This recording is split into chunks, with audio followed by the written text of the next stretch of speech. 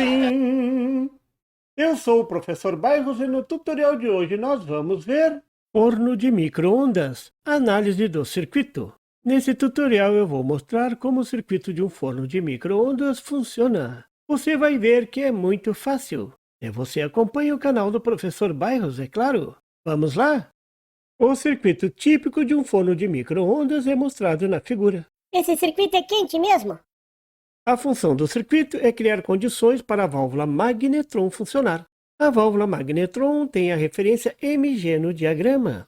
A válvula magnetron gera as micro-ondas que esquentam os alimentos. Vou focar a atenção nesse tutorial no circuito. Quanto ao funcionamento da válvula magnetron, vou deixar para outro tutorial.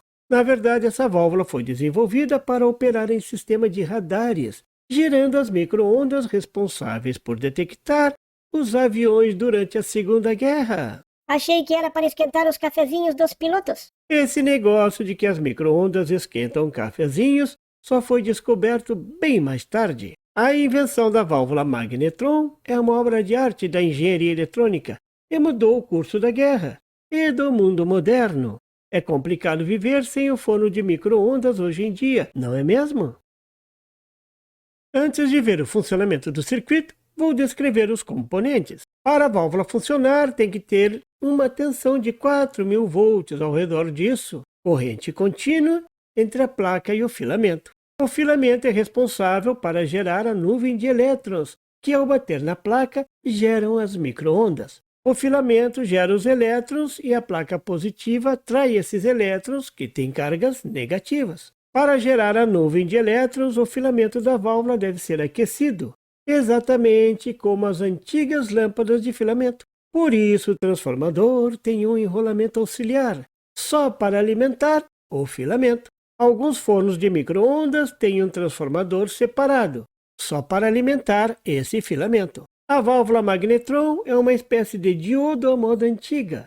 O terminal do anodo é chamado de placa e o catodo é chamado de catodo mesmo.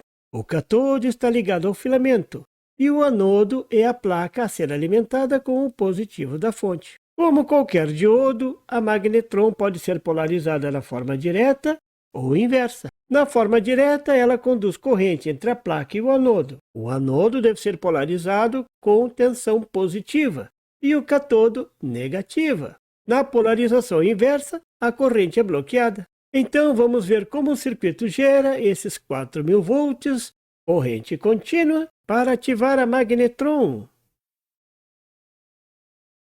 O transformador não tem segredo. É um elevador de tensão gerando no secundário mais ou menos 2.000 volts RMS. Esse transformador tem um enrolamento secundário auxiliar de 3 volts, que alimenta o filamento da magnetron. Notar o desenho do núcleo de ferro? Esse está aterrado. Esse símbolo de terra indica um aterramento de segurança ligado à carcaça. Isso é feito nos transformadores de alta tensão para evitar fuga via o núcleo do transformador. Se houver alguma fuga, ela é aterrada. Mas não é para gerar 4.000 volts? Sim, mas o secundário do transformador gera só 2.000 volts. Veja logo adiante como o circuito dobra essa tensão. O capacitor C1 é especial. Ele é feito para trabalhar com tensões da ordem de 2.000 volts. Notar que em paralelo com o capacitor já vem montada uma resistência.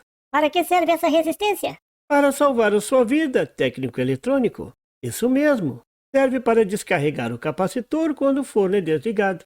Isso evitará acidentes com o técnico quando estiver fazendo a manutenção. O valor dessa resistência é alto, da ordem de 10 megaohm, para não influir no circuito durante o funcionamento normal.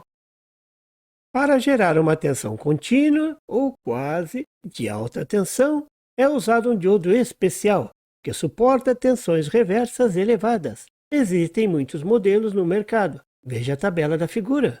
Um detalhe interessante é que o transformador gera 2.000 volts, mas é preciso usar um diodo com tensão reversa de mais de 8.000 volts. Por que esse exagero? Vou mostrar em seguida o porquê. Agora vou mostrar o funcionamento. O circuito funciona como um dobrador de tensão. Por isso, a tensão aplicada na válvula é o dobro da tensão na saída do transformador. Será que não tem um circuito para dobrar o salário? Claro que tem. Mostra então, professor. É simples, é só dobrar o trabalho. Exatamente como nesse circuito.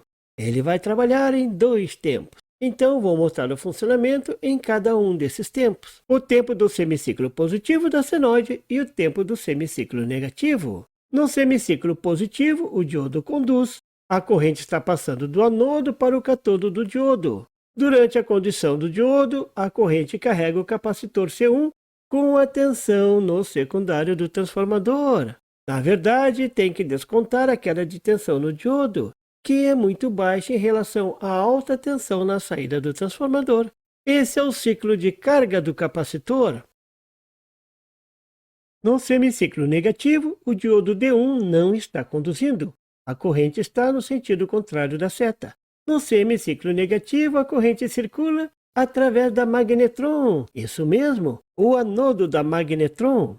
A tensão entre o cátodo e a placa da magnetron pode ser determinada facilmente usando a lei das malhas. Até aqui tem a lei das malhas? Sim, você técnico eletrônico vai usar sempre a lei das malhas, a lei dos nós, a lei de Ohm, etc. Afinal, você não é um fora da lei, não é mesmo? Olhando a malha da figura, agora é só levantar a equação percorrendo essa malha no sentido horário. Bem que nesse caso, se você seguisse o sentido contrário, seria um pouquinho mais fácil. Mas você já sabe que não importa o sentido. A lei das malhas funciona sempre. Então, só para mostrar, vou seguir o sentido contrário hoje. Vou levantar a equação começando pela tensão na magnetron.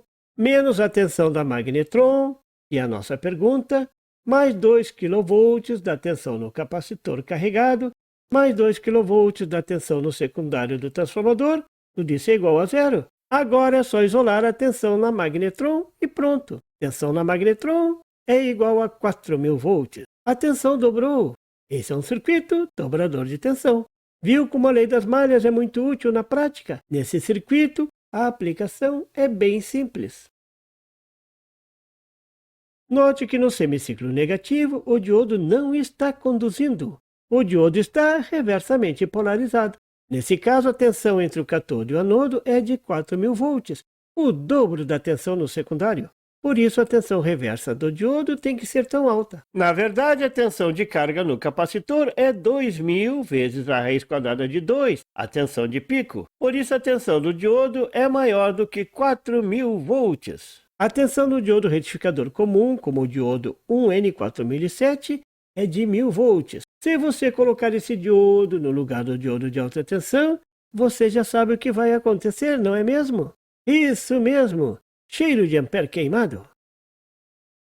Você viu nesse tutorial o básico do circuito que alimenta a válvula magnetron do forno de micro-ondas. Ficou muito fácil entender o circuito para você que acompanha o canal do Professor Bairros. Afinal, você já viu aqui todos esses componentes, como o diodo, transformador, capacitor, etc. Se você quiser saber o funcionamento de outros aparelhos que você usa no seu dia a dia, deixe nos comentários, e o Professor Bairros vai tentar trazer para vocês. E era isso por hoje. E por favor, se você não é inscrito, se inscreva e marque o sininho para receber as notificações do canal. E não esqueça de deixar aquele like e compartilhar para dar uma força ao canal do Professor Bairros. E não tem site? Tem sim! É www.bairrospd.com.